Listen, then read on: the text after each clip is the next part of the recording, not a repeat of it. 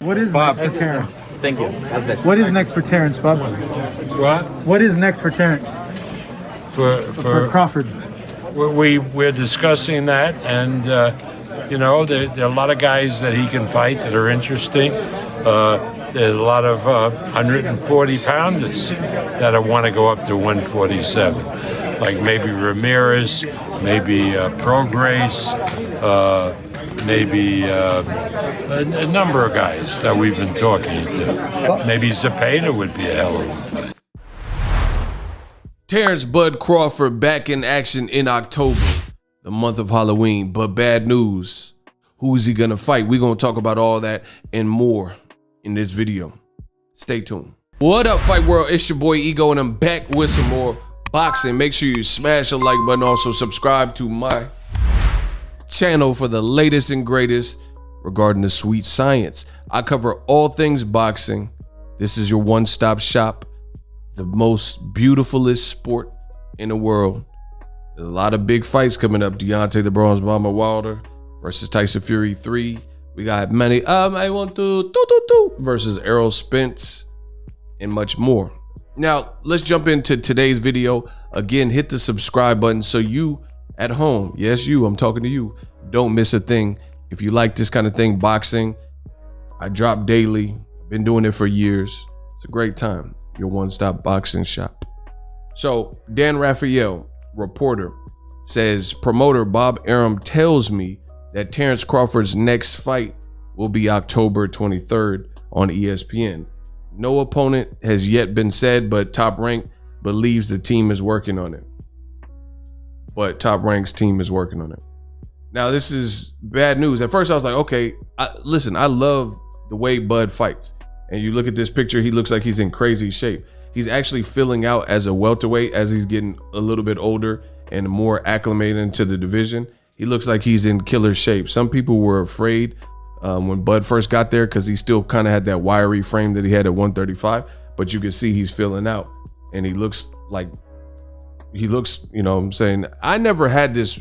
This was never my thing, because you look at guys like Sean Porter's shorter than Crawford, and he has made a name for himself. Crawford got skills, and he's a little bit bigger frame. So I wasn't worried about Crawford being able to hold his own. But the reason I say bad news, I got to give it to you guys real.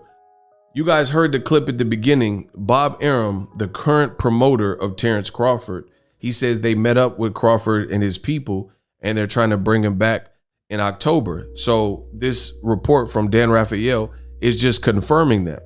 But if you listen to it, what Bob Arum also said in that initial video that was at Shakur Stevenson's fight week, who just won, Bob Arum says a whole bunch of 140 pounders that are options, and he was saying these are good fights for Terence Crawford. Now, I made videos about that.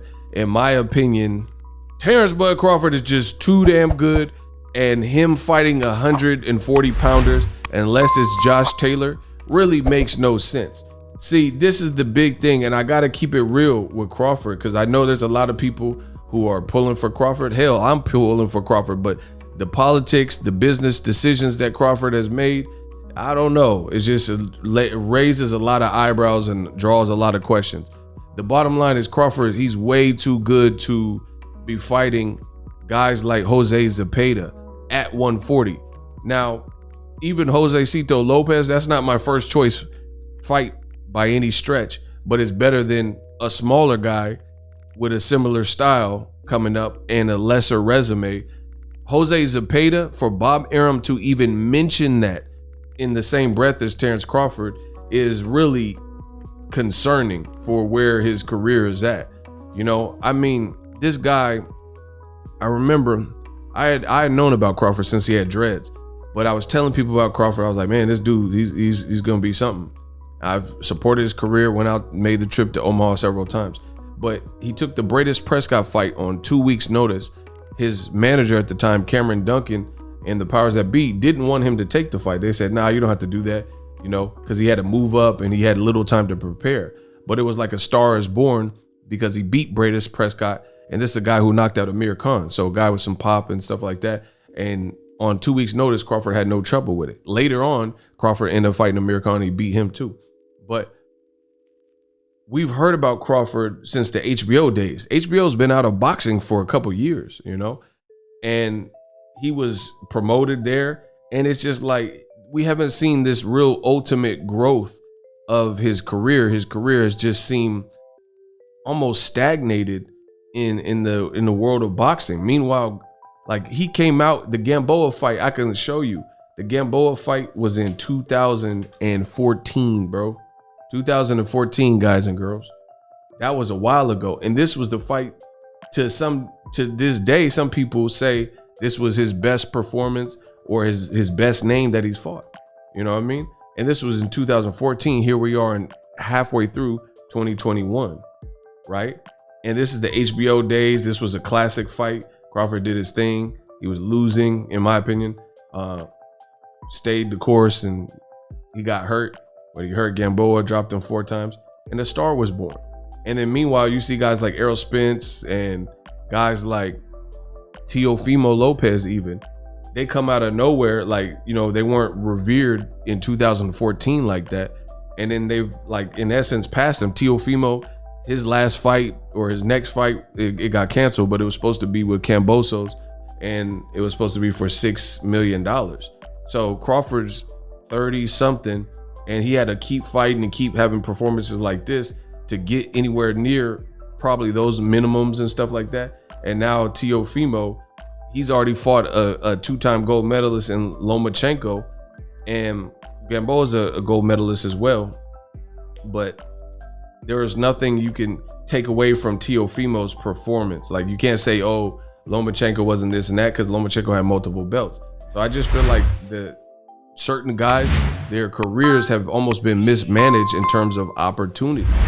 Demetrius Andrade, Terence Crawford, it's like he should be one of the biggest names and stuff, but to become that, you have to make the right business decisions and also get the fights that you need to solidify yourself as, you know, that dude, and brand yourself. And it's just those along the way, he hasn't done those things. But to hear Bob Arum talking about 140 pounders, because, you know, the way Top Rank, from my experience, what I've seen, when Bob Arum has these short lists and these laundry lists of fighters for a fighter, it's usually the worst one, the one that fans are complaining about the most. They'll be like, oh, Pacquiao's gonna fight, like, I'm talking about years ago, they'll say he's gonna fight against Adrian Broner, Danny Garcia, Mikey Garcia, Keith Thurman, all these good fights, or Jeff Horn, and then it'd be Jeff Horn, or all them great names, Errol Spence, Keith Thurman, Broner, that fight fans wanted at the time, or Bradley, and then it'd be Bradley 3 or Jesse Vargas. It's the same thing. So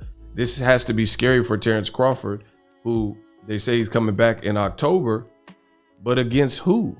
The 2 guys you wanted to fight, Manny Pacquiao from General Santos and Errol Spence, are about to lock horns and fight each other. Errol Spence, win, lose, or draw, he has the opportunity to solidify himself in a major way. Like, he's already on the star track, you know what I mean? Like Captain Kirk, he's on the star track to have big fights and legendary career and stuff like that. And then to get a Hall of Fame name, and they're going to make it for a unification. Meanwhile, Crawford's getting left in the dust. He had 1 belt that he got his very first fight as a welterweight against a guy who really shouldn't even have ever had that belt, in my opinion, because Manny Pacquiao really beat him. So his claim to fame is beating one champion in this new division and the guy that really wasn't even a champion. And then every other match has been kind of like, you know what I mean? And then you have to look at his past accomplishments more so like, oh, he beat Postal or he unified and became undisputed. But you can't really look at his more recent endeavors. And then if he fights Zepeda or the other names, Regis Prograis, I don't think that's going to be next. I haven't heard nothing from Regis Prograis about that. And he worked with Triller and then before that PBC. And it looks like he's getting cashed out from those 2 situations.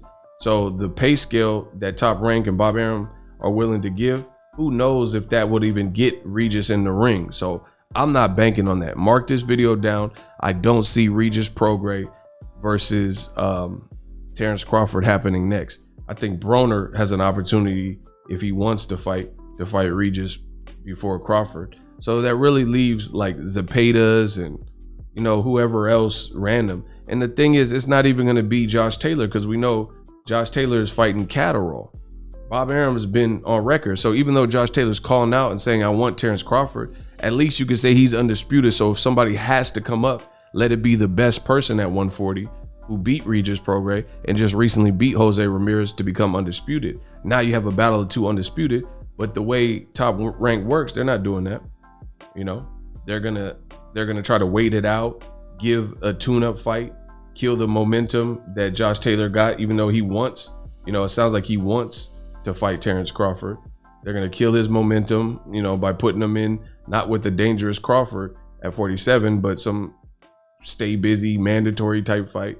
And then meanwhile, Crawford gets another year older and stuff like that. And then if Crawford, even if he did fight Josh Taylor, he'd probably have to go over to his hometown, Josh Taylor, to fight him. It's like Crawford was undisputed before Josh Taylor.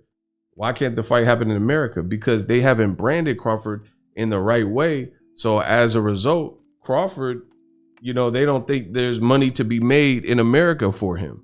That's the unfortunate truth. They're not valuing the black dollar.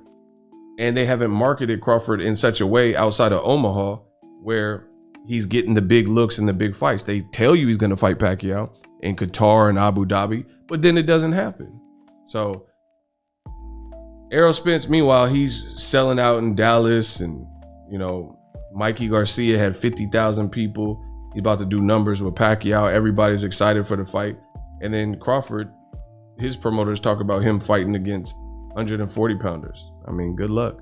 I don't know what else to say. I just don't see that as being what the fans desired, you know. And the other thing interesting, we'll see. I don't want to speak on behalf of this because I don't know, but Crawford's team said his contract is up in October.